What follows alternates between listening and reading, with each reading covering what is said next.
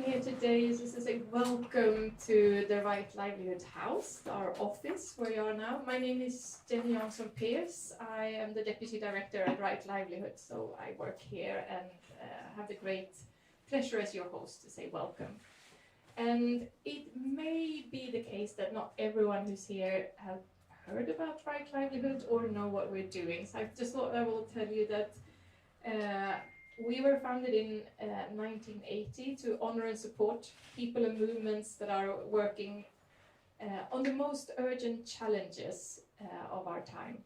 And this spans from everything from food sovereignty, climate justice, human rights, peace and democracy. So our mission and our belief is that a just world is possible and that all of these struggles are connected. You can't just work on one thing, but you need to see the entire picture. And at the moment we have just over 200 laureates across the world that we continue to work with and have contact with. And I'm super happy today that one of these remarkable laureates are with us here today. Helena Norberg-Hodge, trying to make your way to the front. Welcome.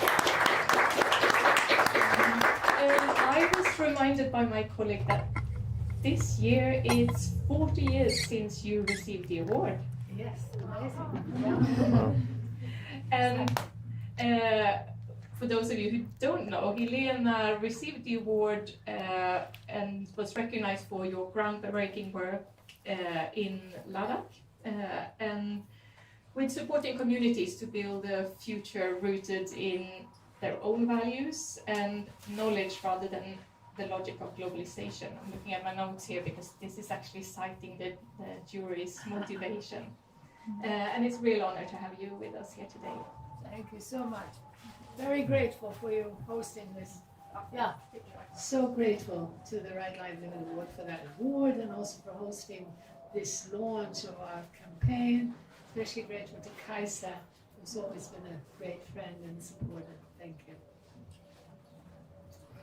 Thank you. And Kaisa is a former member of staff at Right Livelihood and now a member of our board, for those of you who don't already have the chance to say hi to Kaisa.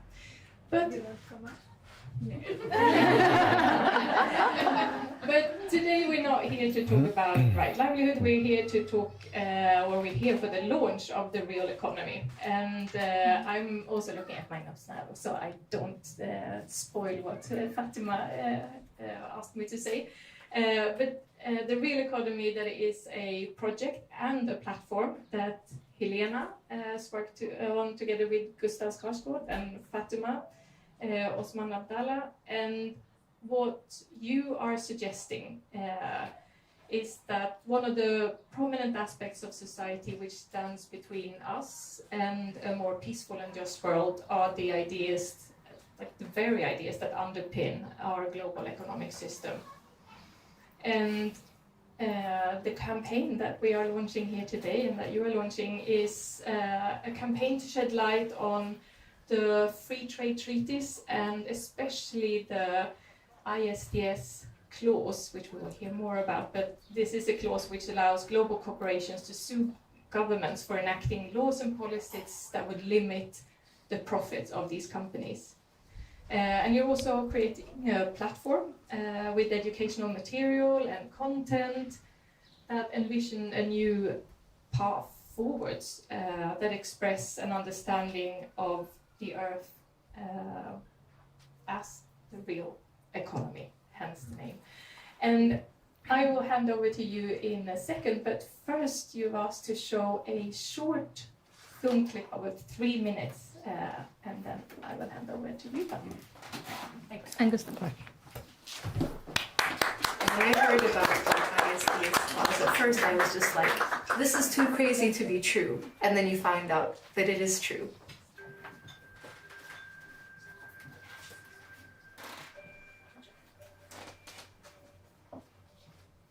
The global economic empire that we have today has roots that go back hundreds of years. About 500 years ago, European empires expanded across the entire world, driving people off their lands, forcing them into mines and factories and cotton fields and plantations. When colonialism supposedly ended, the system lived on in a new form. Instead of armies, it came with contracts, crippling debts, and so-called aid packages. Constitutions written to deregulate markets, cut protections, and privatize. Today, the successors of colonial merchants, global corporations, and banks have become so large they effectively control governments. They shape economic policy. And they set up a perfect system whereby economic activity around the world was dominated by the giants and those that benefited from global trade. All of this was part of setting up a global system that wasn't accountable to people anyway. Humanity was never the problem. Global corporate rule was. So let's be honest about what needs to change. Not humanity. What needs to change is the corporate machinery that turns life into profit. And we need to change our blind adherence to this system. People don't have control over their own lives. People are working jobs that are making them sick. Can we do this differently? Is there another way? You know, we're talking about the ISDS clause, which is the right for corporations to sue our governments. But it symbolizes something much deeper. It symbolizes the fact that we have handed over power to global corporations. There's this whole system of a corporate veto where they can say no to publicly mandated decisions because it limits profits. It raises the question, like, do we really even live in a democracy anymore? And we all feel it. We know that we can no longer trust our elected representatives to do what they say they're going to do. This is such a specific thing that we can target and we can change. It's an artificial system. It's a man-made system. It's made by people. People can change it.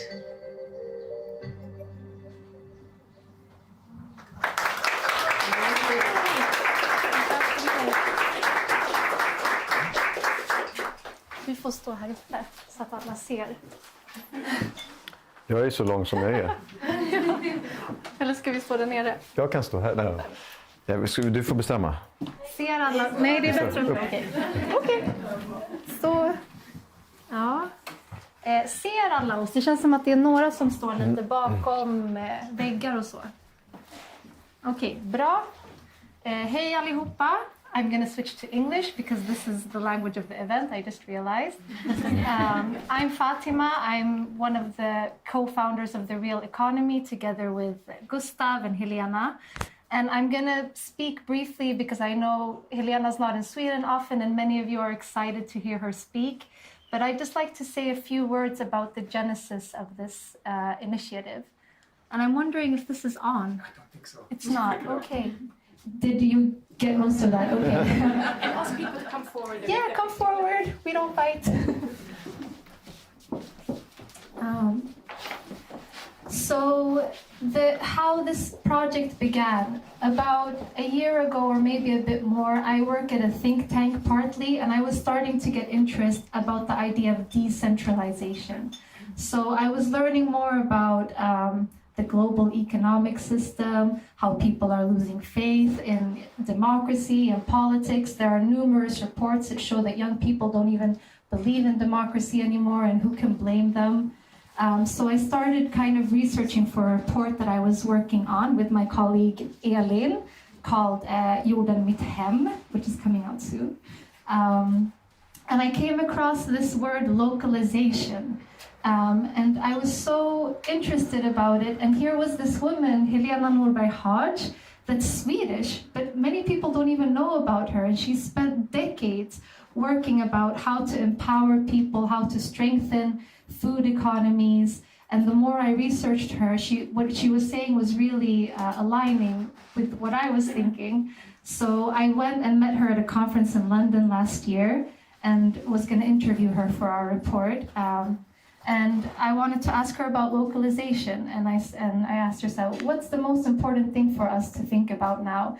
And I thought she was going to talk about her experience with indigenous cultures in Ladakh and about food systems, and then she said free trade treaties, and I was like, what? I didn't, but I had some construct of it because I studied law school, so I knew a bit about the free trade treaties. And then she told me about the ISDS clause. And like I said in this movie in the beginning, I don't know if you all heard because it was a bit low, but my response was, this is too crazy to be true. And then you find out that it is true.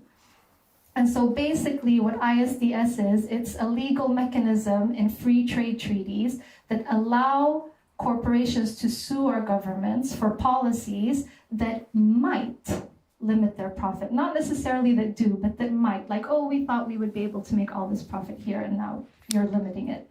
And this is a part of, when we think about free trade, that many people associate it with the World Trade Organization after the Second World War. The idea was to integrate economic activity.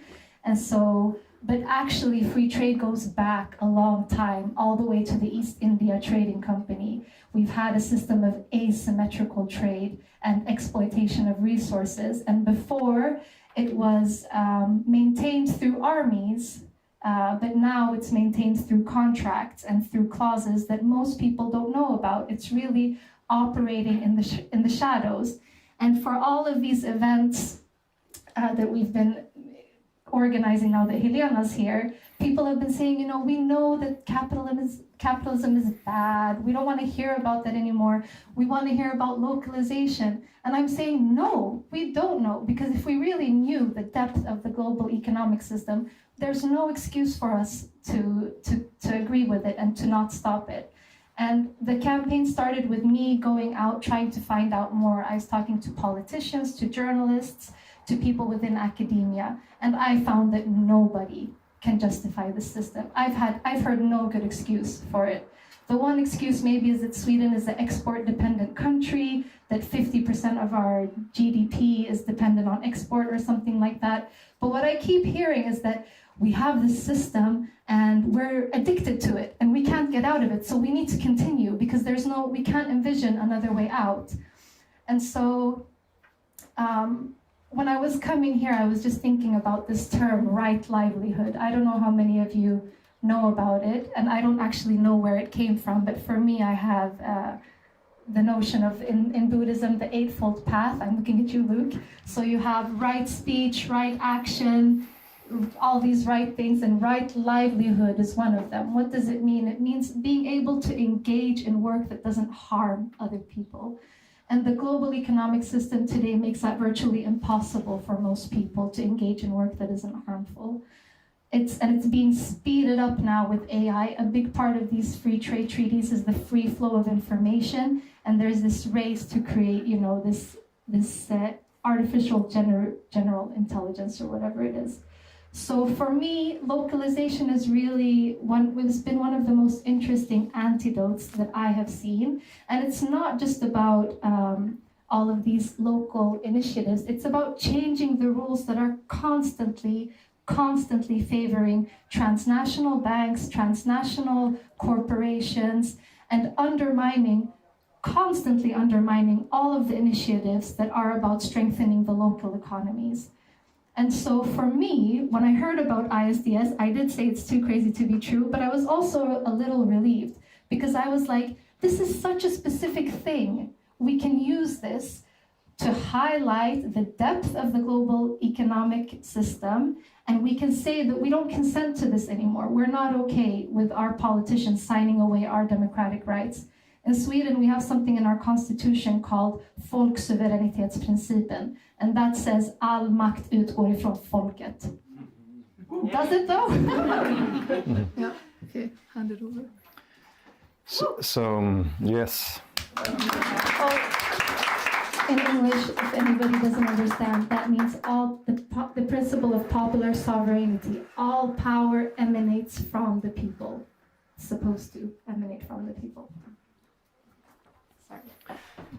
So my entrance into this initiative was 6 months ago.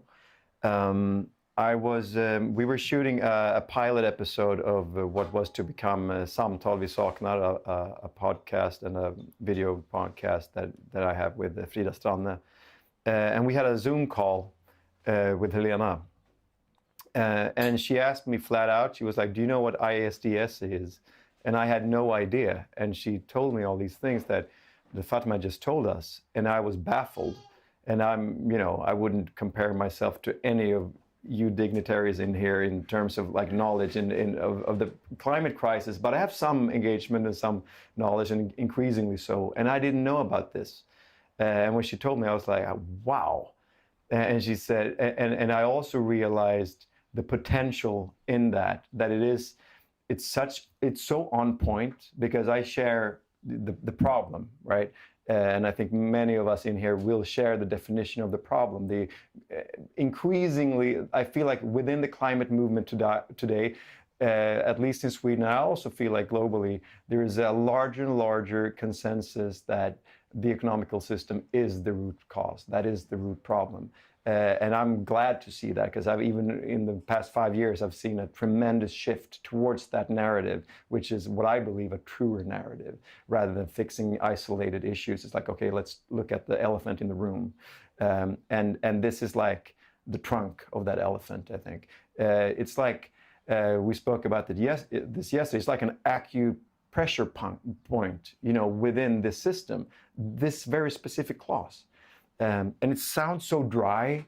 It sounds so like, yeah, what is that thing, ISDS? It sounds so dry and mechanistic, but it's actually really like the acupressure point that we can all join together and pinpoint that, and see what happens. What happens if you actually attack that in the whole machinery? Like, what happens? I don't know. So they invited me to be a part of this campaign and this initiative, and of course, with these two amazingly brilliant women, I'm like, hell yeah, I want to support that, and also I feel like there's a tremendous amount of alignment between us that was very clear yesterday, and I knew I already had that with Helena, because we've spoken on Zoom, and with Fatima, that I don't want to get too woo-woo in here, but I am kind of woo-woo. And I feel like there is a level of alignment from a deeper perspective as well, in the belief that a better world is possible, and that we are living in an extreme degree of separation from the nature, from each other, and ultimately from ourselves, and that there is like a simultaneous need for an internal shift and an external shift. Right, and the external shift, here's the acupressure point for that. And the internal shift, we can help each other out on that as well. But the simultaneous, I believe that transformation has to be simultaneous, and reconnecting to each other and to the planet and to whatever idea you have of a higher purpose, right? Because that's something. Speaking of addiction, I'm an addict, right? So my entry point into my whole engagement comes from that. I was pathologically egotistical, as any addict is, and pathologically egocentric, as any addict is.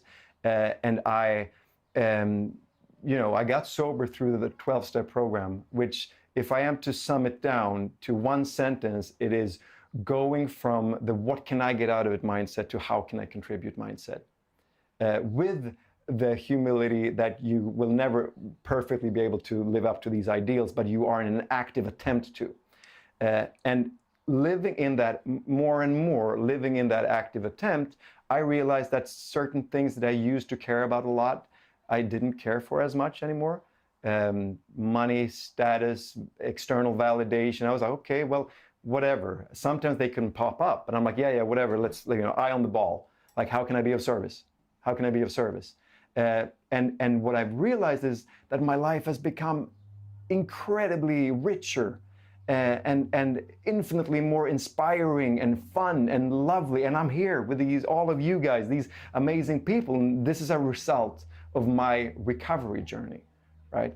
And so then me and my friend Johan Reunanen, we started thinking about the climate crisis as a collective addiction.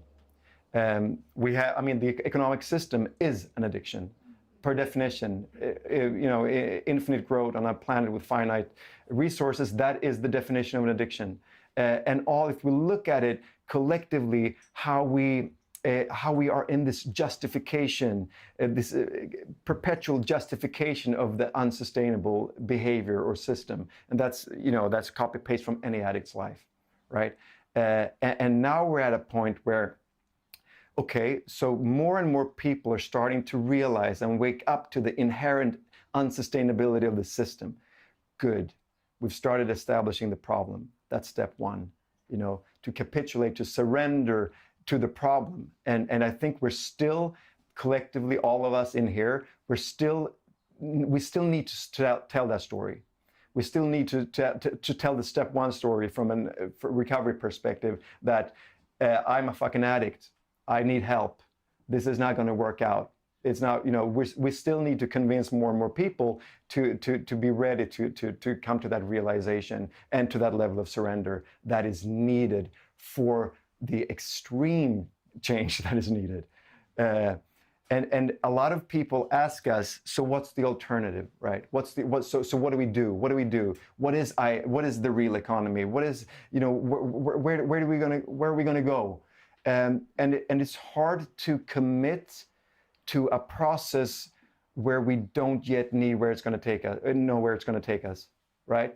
But that's also indicative of how programmed we are within this current system. We're thinking impact, we're thinking results. So even committing to a process to which we don't know where it's going to lead is part of the solution, right? If we first establish the problem and if we can push for the establishment of that problem.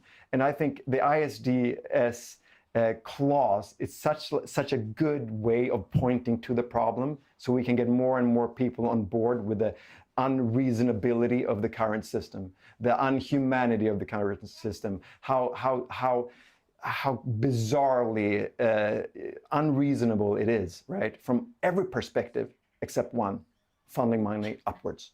Mm-hmm. That's the only function it has right now, the system we're living under. So that's why I was so happy to be invited into this project, because it's so aligned with what I'm trying to do, because it's doing both things. It comes from two very spiritually advanced women with brilliant minds that want change, that agree with me in my definition of the problem, is very aligned, and it's doing both things. So that's my in.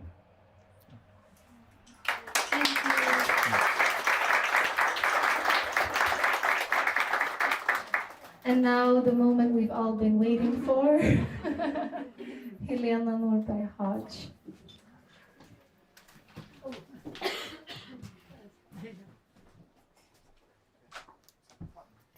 Yeah, it's just gonna put the recording mic on. Oh, okay. Yeah.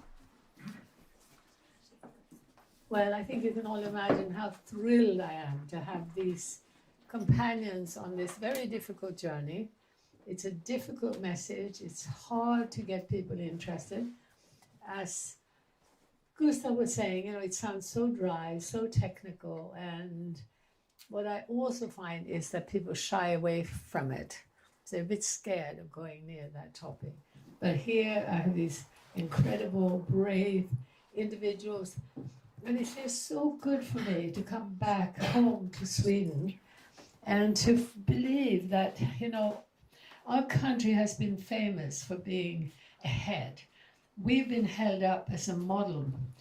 Even 10 years ago when I was in China, the head of the Institute for Social Research told me that in China they were still looking to Sweden because they wanted to find something that was a bit more moderate than America.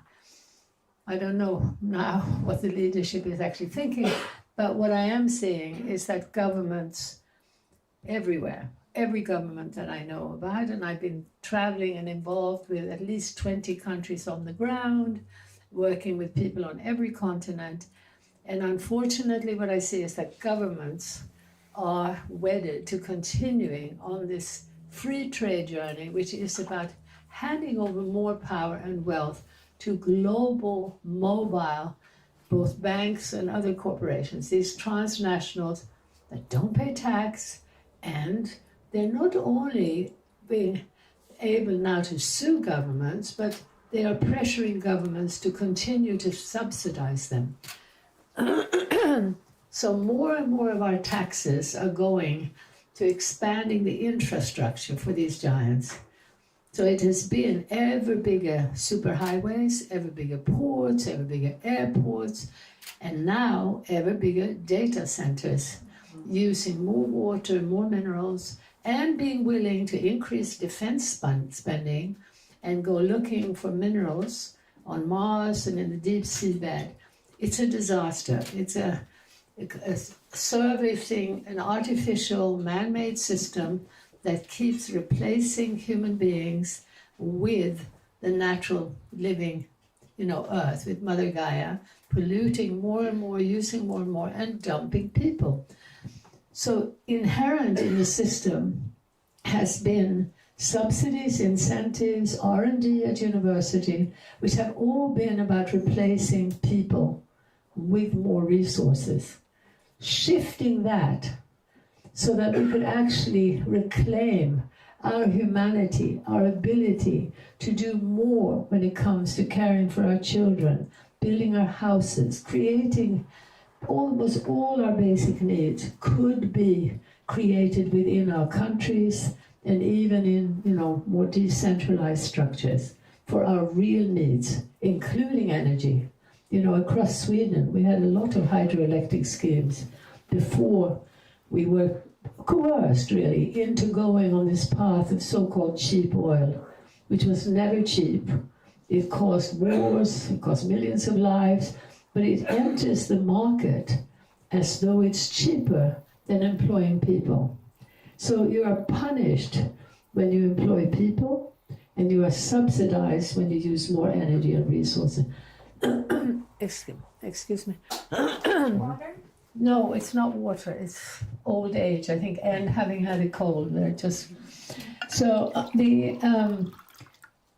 we need to also realize that fundamental to this madness is how GDP is measured. It sounds as unbelievable as ISDS clauses, but the truth is that the way GDP is measured, it's simply a measure of commercialization. So the more broken down we are, the more separated we are, the more ill we are, the more money is extracted to the top. So literally, if you have cancer and you have to have lots of chemo, this adds to GDP. If you stay healthy and plant a garden and eat out of your garden and stay healthy, that's unpatriotic. You're not contributing to GDP. And we don't realize, but we actually have regulations at the local level worldwide that make it extremely difficult to set up the local food systems that are, by the way, emerging. And one of the things that we've been promoting for many, many decades, well, for more than 4 decades, and that demonstrate that small diversified farms can actually produce much more per acre of land than monocultures can, every time. So I want to come back to that, but first just say that the basic literacy that we need is what I call eco-literacy, which includes economic literacy as well as ecological literacy. And this requires a more holistic, truly interdisciplinary approach. And unfortunately, because of the rise of the corporate empire, you won't find in the mainstream universities, you will not find that holistic interdisciplinary view. It started emerging in the 60s and 70s when Rachel Carson, how many of you heard of Rachel Carson? Oh, good, almost about a third of you. Today I was being interviewed by some younger women who have not heard of it. And it's tragic that in environmental studies today, you wouldn't hear about Rachel Carson. Rachel Carson, a woman scientist in America, pointed out that our science has become too narrow, too reductionist. We believe we can create some DDT to spray on a few insects, and that we're not going to harm the birds or harm ourselves. We must change science to become more holistic and interdisciplinary. So I was part of an environmental movement at that time, along with many Swedish colleagues who were demanding a shift at universities to support this broader holistic view. But then, somehow, I was off in Ladakh every year, and often for 10 or more years, I was there for half of a year, and I'd come back to the West, and gradually, because these global corporations already had so much wealth and influence, and as the leaders in those corporations became concerned about the environment, genuinely concerned. I knew some of them, including Al Gore and the man Maurice Strong, who organized the big meeting in Rio in '92, bringing together environmentalists from the whole world. And he also set up the United Nations Environment Program and did all kinds of other good things out of good intention, in the sense that his wife and I, to some extent, had influenced him to see that he had to consider very seriously what was happening to the environment. But he didn't want to talk about the trade treaties. He didn't want to hear about the fact that it actually didn't make sense to have big industries from the West move over to China, Indonesia, India, to have plenty of cheap labor, and to convince the environmental movement in the West that we shouldn't demand that in poor countries they need to reduce emissions. So they managed to influence the environmental movement in the West to lobby for the idea that in the so-called poor countries, they don't need to reduce emissions. So there they were with giant industries using, in effect, slave labor and plenty of oil to play with, no concern about emissions. I hope when I say this, you don't feel offended. I was interviewed by an American who had actually in the 70s been on the same page as me. He made quite a lot of money out of organic food and so on, and has an independent television station, small television station. I've been on there a few times, and I was on there again the other day. And this is a man who's now about my age, who is so bitter and so negative, and essentially is ranting and raving about how human beings don't care. I used to think that if you just tell them the truth, they will do what's right. But they're just all selfish, greedy, nobody's listening. And I tried to say, I think we're on a different page, because I was off on the other side of the world, and I basically feel that the environmental movement was duped. And then he said, "You are sounding so self-righteous. I'm not talking to you anymore. I'm not going to," this was a recording, "I'm not going to air this program, not talking to you anymore." And I said, "Please, Gary, I'm not trying to be self-righteous. I'm just saying, please look at what I'm saying." He just hung up on me.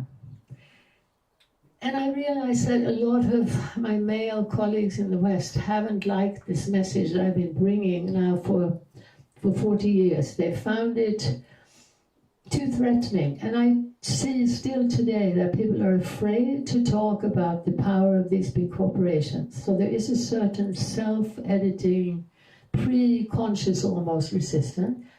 And then there's also a whole set of assumptions. One of them is, that whole big system is about to collapse. A lot of the systems analysis now talks about the collapsing system. No. The system, the artificial system that's taking us away from nature, that's using more and more resources, dumping more and more people, creating poverty, pollution, is not collapsing, it's growing. What is collapsing is human health and ecosystem health. And from the corporate world comes messages, not usually, I don't think, through evil intention, really not, but we're talking about a machine-like accumulation of wealth from a corporate structure that is itself like a machine. When you set up the publicly traded corporation where you have shareholders pressuring for profit blindly, the CEO is not going to last even a few minutes if they choose to do the right thing. Because in the current set of the rules, that is not going to work. So that's why we have to look at changing the rules. But what I'm seeing is, and I try to say to this guy Gary, is all over the world I'm seeing evidence that there's a cultural turning, that people who have tasted the high-rise success, the fame, also like Gustav, the fame as a film star, the loneliness of that, the unhealthy situation of that, being a star and not actually belonging to a community.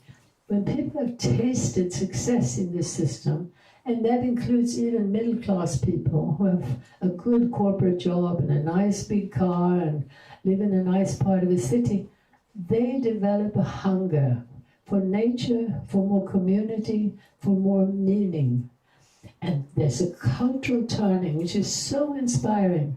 And I see it happening even in China and India with people who moved in relatively recently. So we've been part of a rural reconstruction movement in China where people have realized we need a balance between urban and rural. And what I'm seeing is such evidence that humanity, that human beings still have a little light deep inside. I think we can call it a spiritual light, longing for reconnection, longing to be connected to the sacredness of all life. And I think I prefer to call it the meaning of being connected to all life. When you talk about the sacred, it can sometimes in the West sound like something that you only deal with on Sunday morning and you're only engaged with when you meditate. No, a life that's more connected, where we're living in more human scale, collaborative community structures, and where we're more engaged with life, with the animals, with the plants, with the ever-changing magic of life, the incredible diversity. Every day we should reflect on the magic that every cell in our bodies is changing as we speak. Every cell in every leaf on that tree. It's truly a miracle, and we have barely understood how it works. And what indigenous people knew was that what we do to the water, what we do to the soil, we do to ourselves. We know that now. Everybody's mouthing it, but we're not talking enough about why it's become very difficult for the average person to live that way. And so my friend Gary in New York, my ex-friend, he wasn't really looking at the way people are being pushed, because it's almost impossible to survive. You know, if we were to do the right thing, it would be illegal. Because, you know, you have to keep paying taxes to support what is now a war machine, to support that machine that wants to go to Mars and the deep sea bed to look for critical minerals for an AI war machine. So we really have to look at how we can collectively move away from this. And let's stop the self-blame, let's stop the blame of the corporations or any particular government or any particular party. Let's just look at the system and the structures and scale, and with compassion for ourselves and for others, non-judgment and no politics of identity. White men are not the enemy. All women of color are not the saviors. Let's move away from the politics of identity to a genuine politics that support life, the health and well-being of everything that lives, all the people, everything that lives. And there is a systemic path that's very clear if you step back and look at it. It inevitably does mean that business, this commercial activity, needs to belong to a society. Society cannot be run by a for-profit machine. Any for-profit activity, even a co-op, even a communist industry, every commercial activity needs to be democratically democratically controlled, is what I think all of us would agree with if we really looked at it. And that is the process that we're trying to encourage. We could say, okay, we've got this global empire, well, let's create a global government. No, I think we all realize that government is already too far removed. If anything, we want to bring some more power down to the local and regional level, but in the political sphere, let's look at avoiding the madness of global government, but instead insist that business should be decentralized or localized. Every business should belong to a place. Sweden, when they brought in a law about 10 years ago that trade treaties should be negotiated in secrecy, they were almost certainly thinking, well, the politicians who thought this up, that Volvo and Saab, they're going to have trade secrets, so of course we have to negotiate treaties in secrecy. It's absolutely clear to me that most government officials are not stepping back and looking at this. And I mean, I know it. I've spoken to Nobel Prize-winning economists, several of them, including Joseph Stiglitz, who many of you may have heard of. He was the head of the World Bank, he's Nobel Prize-winning, but he's still inside a techno-economic bubble. So he's now supporting in Bhutan the building of an information city, called a mindfulness city. So for me, the tragedy is that when I look at the flowering of positive initiatives at the grassroots, when I look at the incredible local food economies that are sometimes within 3 years turning barren, dead land into flourishing ecosystems that not only provide more food for people, but create space for wildlife. You know, really, it's such a win-win-win. When I look at that, I would say that probably about 75%, 80% are women-led. By the way, everywhere you go, the environmental movement is mainly inhabited by women. But the leadership is probably 70% male. And I think one of the ways to reverse that is to try for all of us to pay more attention to the grassroots, to the smaller, the more local, and to learn to appreciate that, to learn to map it. It's one of the things we're doing in Local Futures, is this sort of localization mapping. And then what we can do once we wake up to the importance of small is beautiful. How many of you know Schumacher? So about a third of you. Again, a white man, very important economist, who had a very similar experience to me. I ended up in Ladakh in the mid-70s and discovered a culture where there was no poverty, there was no depression and suicide, there was no unemployment, and I got to live with and speak the language fluently of people who were radiantly happy, who had this deep lightness of being and a sense of being where the ego hadn't developed, because as a child there were so many people caring for every child, and the young child was on somebody's body the whole time, but not just in a nuclear family on the body of one mother. We would never have evolved in the nuclear family. We wouldn't be here if we had started off in nuclear families. For all these tens of thousands of years, we were in groups of people together, human scale groups, intergenerational groups. So when you were 80 and 90, you had the joy of being one of the most important beings for those little babies. And it really worked. I could talk to you about it for hours. I hope you read my book, Ancient Futures. I actually plan to do another book about families and childcare, because I'm going all over the place, as I usually do now, rambling in different directions. But I want to add, while I'm on that point, that what I experienced in Ladakh was that the two most important things we do as human beings, how we rear our children and how we rear our food, those roles and activities were marginalized and turned into a type of shadow work. Localization reverses that. It's deep, deep learning from indigenous culture.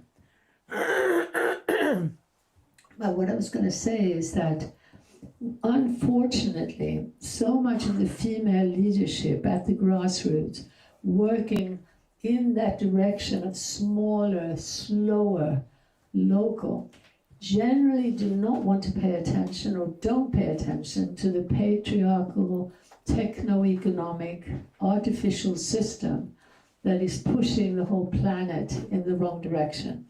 Where if we don't wake up soon, we will be handing over the planet on a silver platter to a few billionaires and a couple of hundred programmers. It's absolutely crazy. So I hope you'll join the movement in America called the Human Movement, started by Tristan Harris. How many of you know about the Human Movement? Yay for Kaisa, she's really clued up. So the Human Movement is a real attempt to wake people up about the fact that AI in the hands of the dominant empire is going to be a disaster. AI potentially could do some good, but don't even talk about the benefits of AI until we have done something about ensuring who's going to be in control. So it's very disturbing to me that I see in a lot of ecological circles now, a lot of time devoted to the various ways that AI could be helpful. I don't see them talking much about the water use, the mineral use, and yeah, so, but apparently from people who know, someone named Karen Howe. How many of you heard of Karen Howe? So she's written a book called Empire of AI, and she's also Chinese American. And she says from her knowledge of AI that there are, or could be, potentially good uses. But her strong message is we must come together to prevent it from accelerating the way it is now and in the hands of this tiny, tiny elite and the war machine. The algorithms that Tristan Harris warned about in his film, the film that he was behind, called The Social Dilemma, which you all know, right? So we knew already then that the algorithms are like a metal army that thrives, that extracts wealth to the top, as Gustav was saying, when we are hateful, divisive, and the more divisiveness, the more violence, the better, if we want to extract wealth to the top. Now, shouldn't that have been enough for us to say, to build a movement around this? But instead, our children are subjected to more of this madness, and there is more serious mental illness and addiction because of it. Once you step back and see it systemically, though, and you see this very specific point of starting with ISDS and talking about this empire of corporations, bullying our governments, suing them if they want to raise the minimum wage, if they want to ban a toxic chemical. No. Sued for billions, and the fear of being sued is already preventing government as a structure to listening to our needs, to our suffering, to the illness. We're told, oh, we don't have the money. And then suddenly there are trillions for the war machine. So we really, really need to focus on the economy. And the thing is, whatever your issue is in this room, if you're particularly focused on one aspect of the environmental breakdown, you're concerned with poverty, injustice, immigration, the peace movement, women's rights, handicap, anything you care about, either will have been caused by this dominant system or exacerbated by it. And finally, if it's not been that, almost guaranteed there won't be money to really deal with your issue. So the really wonderful thing is about our message is that it can truly bring people together across these divides. But we need to be very alert to how big money is trying to push us away from a very clear and direct systemic resistance and critique against the continued escalation and a clear and systemic solution in the opposite direction. So if I look around the world and I look at the real tangible positive successes of that systemic alternative, it is localized food economies. But big business brought in regenerative agriculture as a way of watering down that clarity.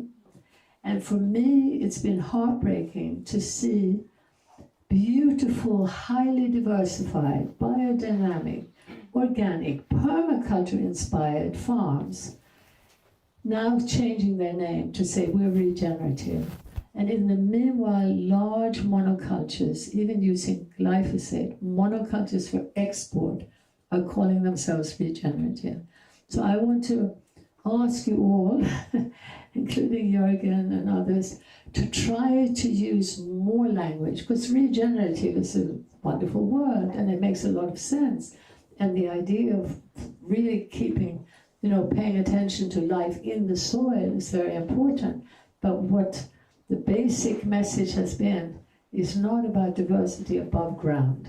So we need to be talking about diversified farming, regenerative, diversified, organic, but very importantly, let's shift away from just talking about what's happening on the land to actually look at the system.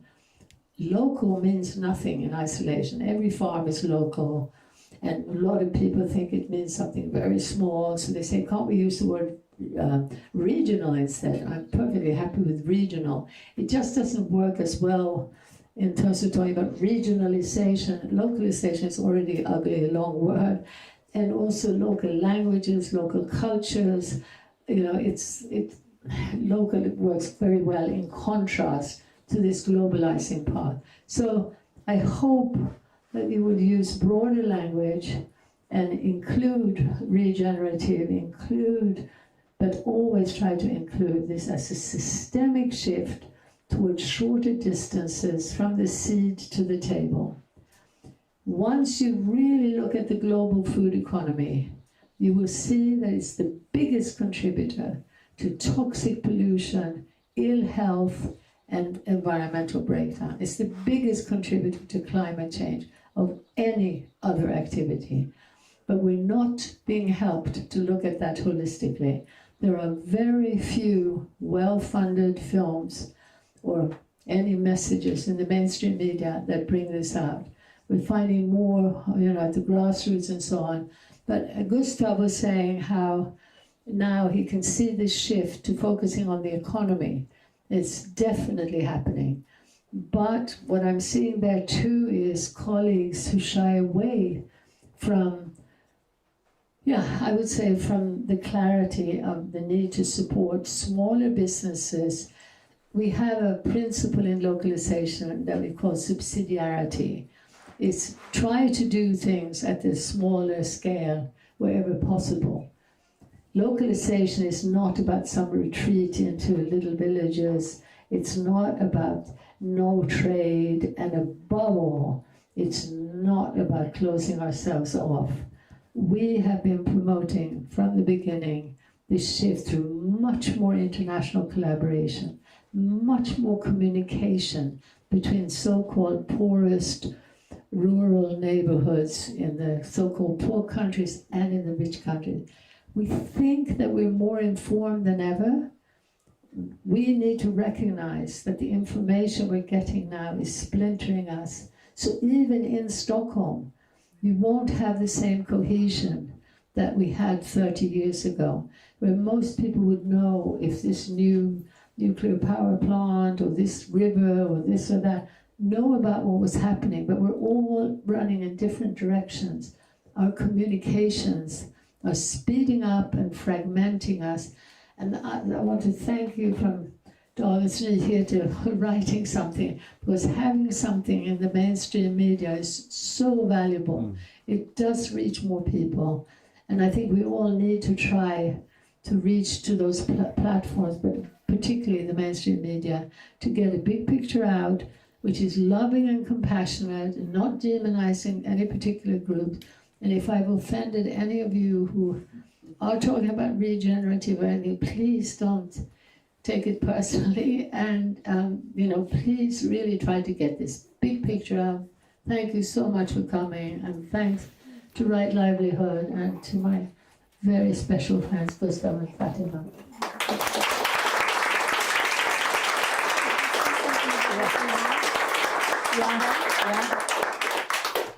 This is what I always forget. She says, do you want to say something about what we want from you? And what we would like, number one, is that you try to share the information about our campaign and the little bits of material we have. So we see big picture activism as something that could really unite us. We're not asking anyone to give up their particular issue, their particular place. We're just saying that for all of us, sharing that demand of government to bring the economy home, to bring the economy to a level where we will have a voice.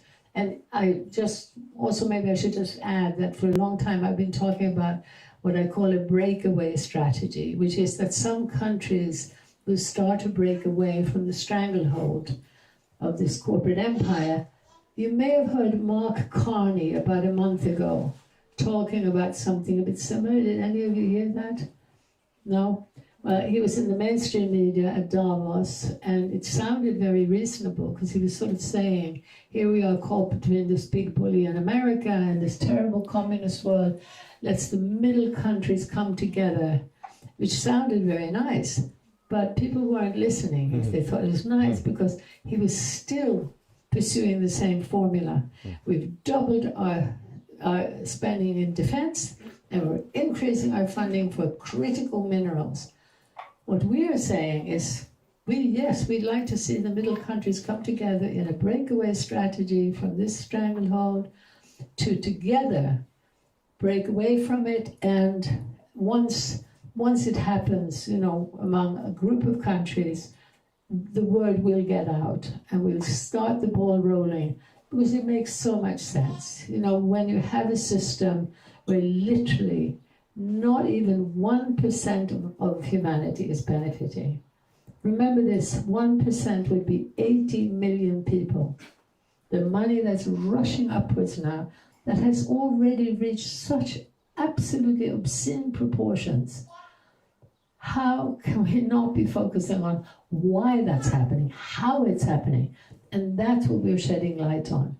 Everybody knows that global corporations have too much power. Everybody agrees that ideally we'd be supporting smaller local businesses. More or less everyone agrees. But no one has been looking at how and why this has been happening. And not talking about that is what's, keeping things going backwards. So please spread the word. We also very much need funding to do more materials, to create high quality films and materials to get it out. And we have in our network, in Local Futures, we have amazing, wonderful voices from around the world, including a lot of the Right Livelihood laureates.